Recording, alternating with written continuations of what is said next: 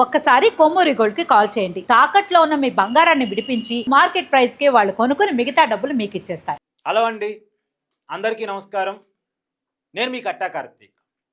ఈ నెల 29వ తారీఖు నుంచి అంటే సోమవారం నుంచి తెలంగాణ శీతాకాల సమావేశాలు ప్రారంభం కాబోతూ ఉన్నాయి.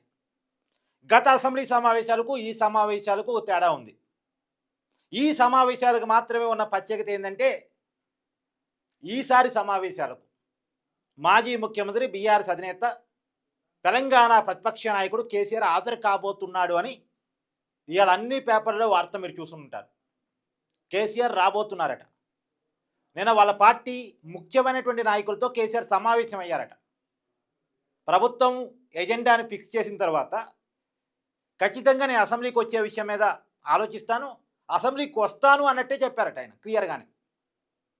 ఆయన ప్రధానంగా డిమాండ్ చేస్తుంది ఏంటంటే నీటి పంపకాల మీద చర్చ పెట్టాలి అని.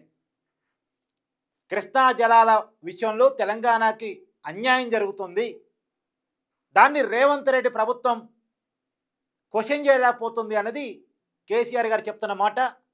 మొన్న ప్రెస్ మీట్లో కూడా అదే చెప్పారు.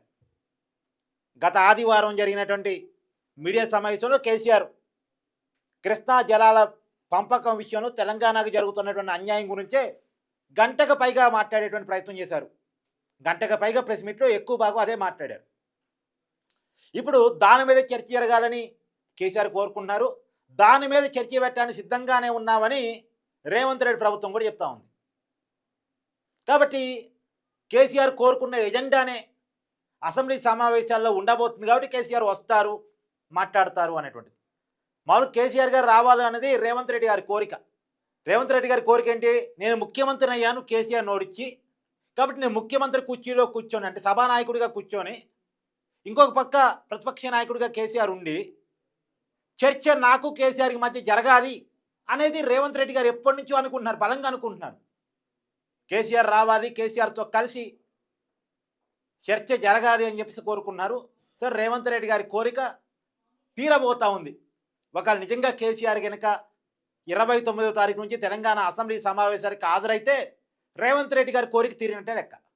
గతంలో కూడా కేసీఆర్ గారు ఒకసారి అసెంబ్లీ సమావేశాలకు వచ్చారు, బడ్జెట్ ప్రవేశపెడుతున్న రోజు వచ్చారు, అలా కనపడి వెళ్ళిపోయారు. అంటే కొద్దిసేపు ఉండి ఆ బడ్జెట్ స్పీచ్ విని వెళ్ళిపోయారు. కానీ దాని మీద జరిగిన చర్చలో మాత్రం కేసీఆర్ మళ్ళీ రాలే. ఆ రోజు బడ్జెట్ చదివే రోజు వచ్చారు, తర్వాత మీడియా పాయింట్లో మీడియాతో మాట్లాడి వెళ్ళిపోయారు. మళ్ళీ తిరిగి అసెంబ్లీ సమావేశాలకి రాలేదు. వచ్చి ఉండుంటే బడ్జెట్ మీద జరిగిన చర్చలో కేసీఆర్ కూడా పాల్గొని ఉండేవాళ్ళు. రేవంత్ రెడ్డి గారి కోరిక ఆ రోజే తీరు ఉండేది.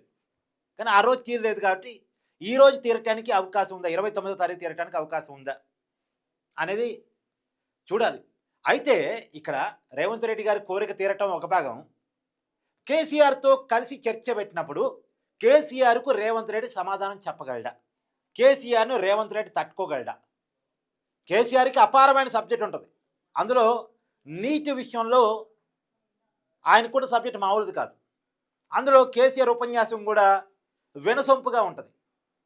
కేటీఆర్, హరీష్ రావుని రేవంత్ రెడ్డి తట్టుకోవడం వేరు, కేసీఆర్ని తట్టుకోవడం వేరు. కేసీఆర్ నీళ్లు, నిధులు, నియామకాల పేరుతోటి తెలంగాణ ఉద్యమాన్ని నిర్మించిన వ్యక్తి. అంటే తెలంగాణ మూమెంటు ఎప్పటి నుంచో ఉండి, సెంటిమెంట్ ఎప్పటి నుంచో ఉన్నప్పటికీ కూడా దానికి ఒక ఉద్యమ రూపం ఇచ్చి దాన్ని ముందుకు తీసుకెళ్ళి తెలంగాణ సాధనలో కేసీఆర్ పాత్రని మనం ఖచ్చితంగా చెప్పుకొని తీరాల్సిందే, డౌట్ ఎట్ ఆల్. అందుకనే తెలంగాణ రాగానే మొట్టమొదటి అధికారం కేసీఆర్కే ప్రజలు ఇచ్చారు. మొట్టమొదటి తెలంగాణ ప్రభుత్వం టీఆర్ఎస్ ఆ రోజు, ఇప్పుడంటే బీఆర్ఎస్ తెలంగాణ రాష్ట్ర సమితి, ఇప్పుడు భారతీయ రాష్ట్ర సమితిగా మారింది. అది కేసీఆరే ముఖ్యమంత్రి అయ్యారు. కాబట్టి ఆయనకి తెలంగాణ నీటి పంపకాల మీద సబ్జెక్టు బాగా ఉంది కాబట్టి, దాని మీద ఉద్యమం నిర్మించిన కూడా వ్యక్తి కూడా కాబట్టి, దాని మీద కేసీఆర్ మాట్లాడే మాటలకి రేవంత్ ఏ మేరకు సమాధానం చెప్పగలడు? రేవంత్ మొన్న మాట్లాడింది ఏంటి? 9.5 ఏళ్ళు కేసీఆర్ ఏం చేశాడు, పాలమూరు రంగారెడ్డి పథకం విషయంలో ఇవన్నీ మాట్లాడారు. ఉత్తమ్ కుమార్ రెడ్డి మాట్లాడారు, నీటిపారుదల శాఖ మంత్రి కాబట్టి. సరే, ఉత్తమ్ కుమార్ రెడ్డి అయినా రేవంత్ రెడ్డి అయినా బయట మాట్లాడటం వేరు, కేసీఆర్ ముందు మాట్లాడటం వేరు. కేసీఆర్ దాన్ని గట్టిగా కౌంటర్ చేయగలడు. కేసీఆర్ చెప్పేది అబద్ధమా నిజమా పక్కన పెట్టండి, కానీ అద్భుతంగా దాన్ని ప్రజెంట్ చేయగలడు. మరి అద్భుతమైనటువంటి ప్రజెంటేషన్ని అంతే అద్భుతంగా రేవంత్ రెడ్డి ఎదుర్కోగలగాలి. ఏ మేరకు ఎదుర్కోగలడు అనేటువంటిది చూడాల్సిన అవసరం అయితే ఉంది. చాలా కాలంగా ఈ కాంబినేషన్‌ని చూడాలని చాలామంది కోరుకుంటున్నారు. మరి ఈ కాంబినేషన్‌లో గెలుపు ఎవరికుంటది? ఎవరు పైచేయి సాధించగలరు? చూడాల్సినటువంటి అవసరం అయితే కనపడతా ఉంది. సో, రేవంత్ రెడ్డి వర్సెస్ కేసీఆర్ చర్చ జరిగితే ఎవరిది పైచేయి ఉండే అవకాశం ఉంటది? అది తెలంగాణ రాజకీయాల మీద చూపించే ఇంపాక్ట్ ఏ రకంగా ఉంటది? ప్రజలను ఏ రకంగా ప్రభావితం చేసే అవకాశం ఉంటది? అనేటువంటిది మీ అభిప్రాయాన్ని కామెంట్ రూపంలో తెలియజేయండి. Thank you.